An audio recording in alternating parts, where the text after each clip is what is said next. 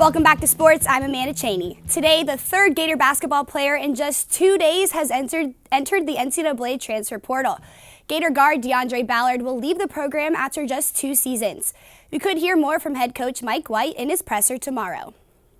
Hopefully, you've had enough time to guess your celebrity coach. It was the one and only 6-time Super Bowl winning head coach Bill Belichick from the Patriots. One of the players Coach Belichick could have been scouting was former Gator offensive lineman Jawan Taylor. It's been quite a journey for Taylor, going from a high school unknown to now a projected first-round draft pick. He says he's thankful for his time at Florida. I went into the draft with a lot of confidence in myself, and just pretty much I knew I was going to work hard and I had to work hard to get where I'm at now, so I didn't have any second thought. Came in just with high expectations for myself, and I just try to reach my goals every day. So, it all paid off, especially choosing one of the best universities in the country. Taylor, along with 16 other former Gators, worked out in front of NFL scouts today. The 2019 draft is set for April 25th. Continuing a stint of non-conference games, the 6th-ranked Gator softball team will host Bethune-Cookman tonight. Prior to Florida's series this past weekend, the Gators only scored a combined 13 runs in the last 5 games. With some lineup changes over the weekend in the series against Mercer, the Gators put together 19 runs on 19 hits. Some of those changes included Jade Caraway and Hannah Adams moving from the bottom of the lineup to the number 1 and 2 spot. And Gator home run leader Kendall Lindemann switched from the 2nd spot into the cleanup position.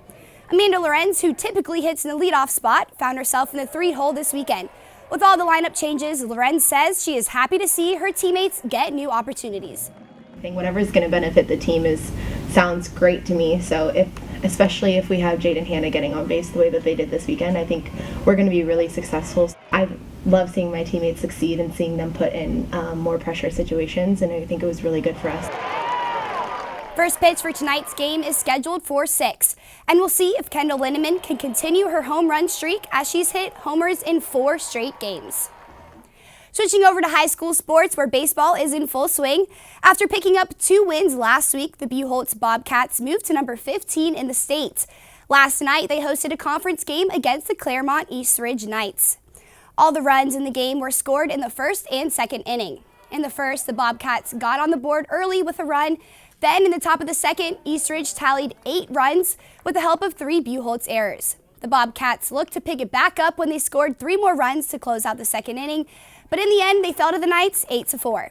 With the win, East Ridge now evens out his record to 5-5, while Buchholz is now 8-2.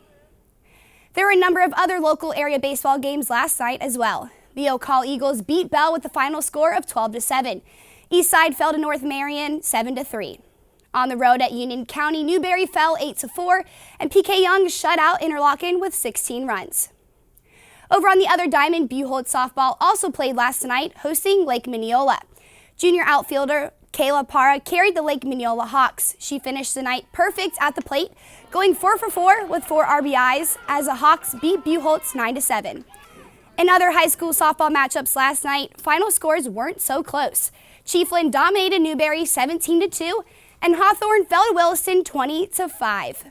Bradford came away with a 17-1 victory over the PK Young Blue Wave, while the Gainesville Hurricanes shut out Ocala Vanguard 10-0. All right, guys, Pro Day was today. What are you thinking about Jawan Taylor? Jawan Taylor, I heard he's a first-round draft pick for the NFL. Interesting note about Jawan Taylor. I actually went to middle school with him. He is one of the most friendly guys I've ever had the chance to be a part of his wonderful family. And thoughts on Ja'Kai Polite?